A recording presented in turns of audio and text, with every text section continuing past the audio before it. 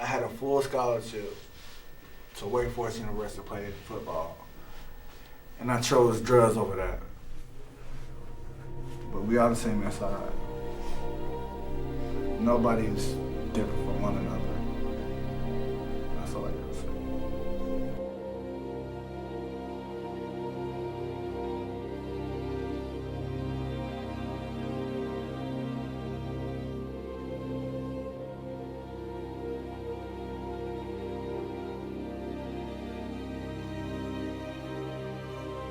Tell us what your current perceptions of homelessness are.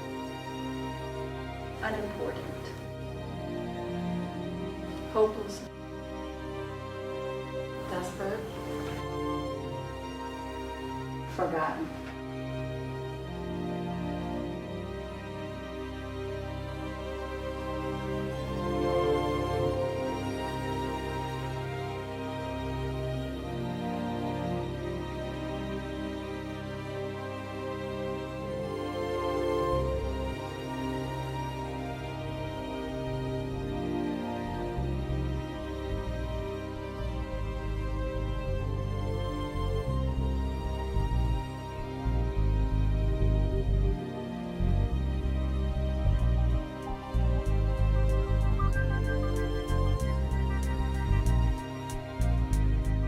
They usually look pretty run down and dirty and sad. Oh, the shelters? No, I have no idea. Wait, no, there's one. I thought there's one like near Trade Street, but I might be wrong about that. I don't really talk to them every day, but I mean, if they're out there, I usually give them a little bit of money, but I mean, hopefully they'll find better things soon.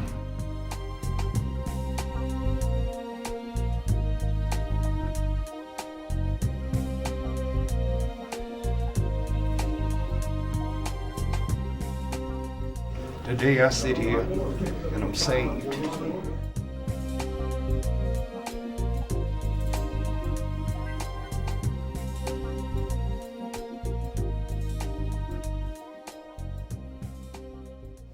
I've been working with the homeless since '73. Instead of trying to end homelessness, what we're doing is managing it. That should not be our goal. Our goal should be to end homelessness by providing what is needed to do that.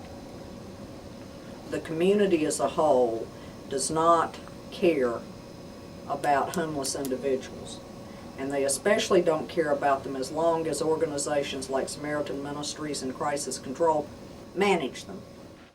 Some of the community sees this as a starting point for everyone. It gives the people who need it a place where they can come, get a clean shower, get a clean bed, and get a hot meal. Other people see this as a meeting place for the people that don't want to do for themselves. I've been on both sides of the wall.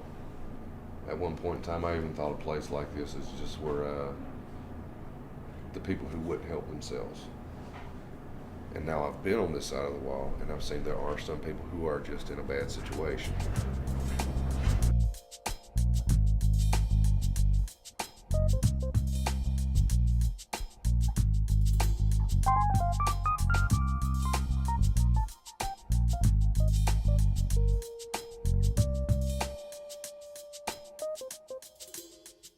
We went to see the mayor, and in our arrogance asked him to appoint a special assistant to the mayor for the homeless. Well, he didn't do that, but he did set up a task force.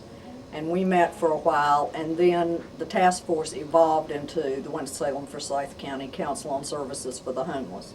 And it's been active ever since.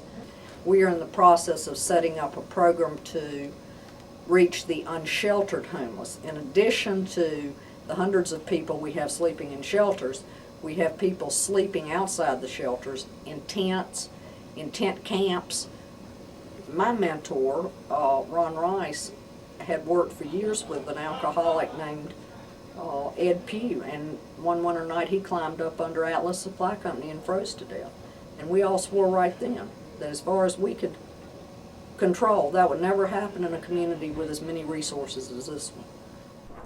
This project is designed to provide outreach to what we are referring to as the unsheltered homeless, people who will not come in and avail themselves of the services that many of us offer for whatever reason.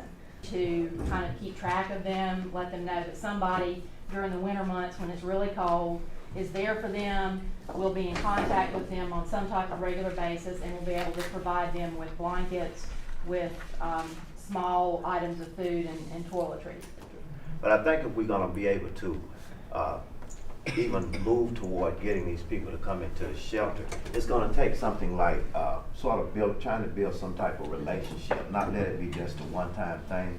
Because just going out there that one time and making that one contact with them and giving something and getting some information from them is not really building enough of a relationship with them to make them even consider or want to come into the shelter.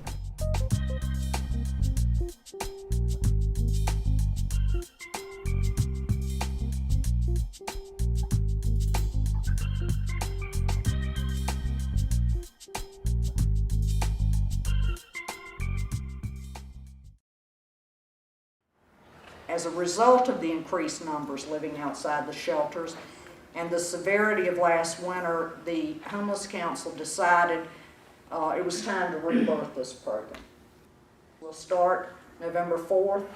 The idea is teams will go out on Tuesday night of every week.